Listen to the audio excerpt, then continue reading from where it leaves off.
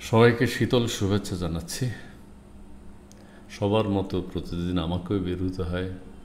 সবাই বের হন, সবার কি কষ্ট, বিশেষ করে খেটে খাওয়া মানুষের যে চরম ভোগান্তি চলছে সেটি দেখতে পারি। এখন যে আমি কথা বলছি আমি অলরেডি ঘেমে গেছি, ঘরে বসা যাচ্ছে না।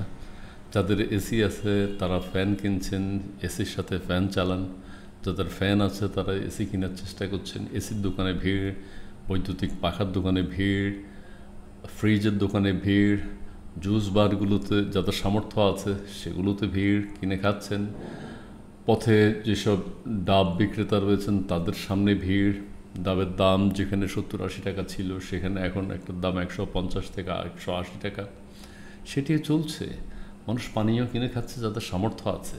বিশেষ করে কষ্ট পাচ্ছে যারা প্রতিদিন কাজ করতে হয়, খেটে খাওয়া মানুষ যারা, তাদের চরম কষ্ট, চরম ভোগান্তি চলছে। মানুষ যারা হাঁটছে, আজকে বিকালে একটু বেরিয়েছে, যারা হাঁটছে, আমি 1 কিলোমিটারের মতো হেঁটেছি, অবস্থা দেখেছি। জুস বারে ভিড়, মানুষ যারা হাঁটে তাদের সারা শরীর ঘামে ভিজে যায়। এবং আমিও যে বেরিয়েছি আমার সারা শরীর ভিজে গেছে। এই মুহূর্তে আপনাদের সাথে কথা বলছি, এই মুহূর্তে আমি কথা বলছি, আমিও কিন্তু ঘেমে গেছি অলরেডি। সবার কষ্ট, সবার হাহাকার, সবার মধ্যে কবে আমরা এর থেকে মুক্তি পাবো। বিদ্যালয়গুলো এতদিন বন্ধ ছিল, শিক্ষা প্রতিষ্ঠান বন্ধ ছিল, আজকে থেকে আবার খুলেছে। আবার শুনতে পাচ্ছি কিছু কিছু জেলায়, বিশেষ করে ঢাকাসহ আরও 5 জেলায় কিছু কিছু শিক্ষা প্রতিষ্ঠান বন্ধ থাকবে। সেটি যেমন আছে, দুবাইতে আমরা দেখতে পাচ্ছি বৃষ্টি হয়ে পানি ডুবে গেছে, 75 বছরের রেকর্ড। 75 বছর আগে আবার এরকম হয়েছিল। বাংলাদেশে বলা হচ্ছে যে 76 বছরের মধ্যে বাংলাদেশে বৈশাখ মাসে কালবৈশাখী হয়নি, ঝড় বৃষ্টি হয়নি, এরকম রেকর্ড 76 বছরের মধ্যে এই প্রথম।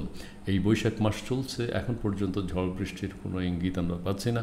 তবে আবহাওয়া অফিস বলছে যে আগামী 4-5 দিনের মধ্যে বৃষ্টির এক ধরনের সম্ভাবনা আছে। সবাই বৃষ্টির জন্য অপেক্ষা করছে।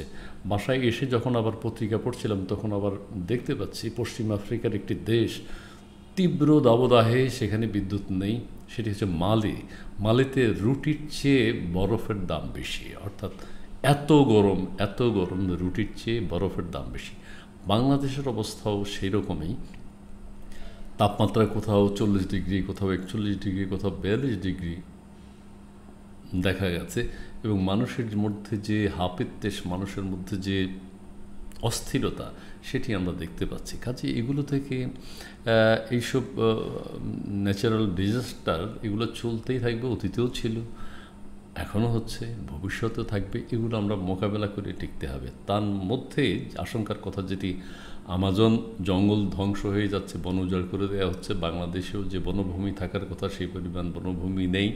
পথে পথে যাতে অন্তত আশ্রয় নেওয়া যায়, বসা যায় কোথাও, সেই ব্যবস্থা করতে হবে। বৃক্ষ নিধন হয়েছে সারা দেশে, বৃক্ষ নিধন হয়, সেভাবে আমরা আবার গাছের পরিচর্যা করি না, গাছ লাগাই না। বৃক্ষরোপণ কর্মসূচি চলমান থাকতে হবে প্রতি বছর সবার উদ্যোগে। আমাদের মধ্যে এমনও মানুষ আছে যে কেউ কোনো দিন একটা মরিচ গাছও লাগায়নি কখনো। কাজেই আমাদের প্রত্যেককে বাড়ির আশেপাশে, রাস্তার আশেপাশে, সরকারি উদ্যোগে, বাড়ির আশেপাশে ব্যক্তিগত উদ্যোগে অন্তত গাছগাছালি চাষাবাদ করতে হবে। আমরা নিজেদেরকে যদি রক্ষা করতে চাই তাহলে অবশ্যই আমাদের বনভূমি থাকা প্রয়োজন। আমাদের বাড়ির আশেপাশে যে আঙ্গিনাগুলো খালি পড়ে আছে সেগুলো আমাদের প্রত্যেকের নিজস্ব উদ্যোগে আমরা যেন সেখানে বৃক্ষরোপণ কর্মসূচি চালু করি এবং বৃক্ষরোপণ করি। ফলজ গাছ হতে পারে, বনজ গাছ হতে পারে, যে কোনো বৃক্ষই হতে পারে। আরেকটি, আমরা আমাদের প্রয়োজনে এরকম ন্যাচারাল অস্থিরতা, প্রকৃতির এই অস্থিরতা মাঝে মধ্যেই থাকতে পারে, ভবিষ্যতেও থাকবে, এখনও আছে, অতীতেও ছিল। কাজেই এগুলো থেকে পরিত্রাণের যে উপায় সেটি আমাদের খুঁজে বের করতে হবে। অর্থাৎ গরম হলেও যাতে আমরা কোথাও আশ্রয় নিতে পারি, গরম হলেও যাতে আমরা কোথাও বসতে পারি, গাছতলায় বসতে পারি, বৃষ্টি হলেও যাতে আমরা কোথাও, প্রচুর বৃষ্টি হলেও যাতে আমরা কোথাও আশ্রয় নিতে পারি, সেই ব্যবস্থাগুলো আমরা আমাদের স্বার্থেই করতে হবে। আমরা নেচারকে ধ্বংস করি, নেচার তার প্রতিশোধ নিচ্ছে। এটি হচ্ছে বাস্তবতা। ধন্যবাদ সবাইকে।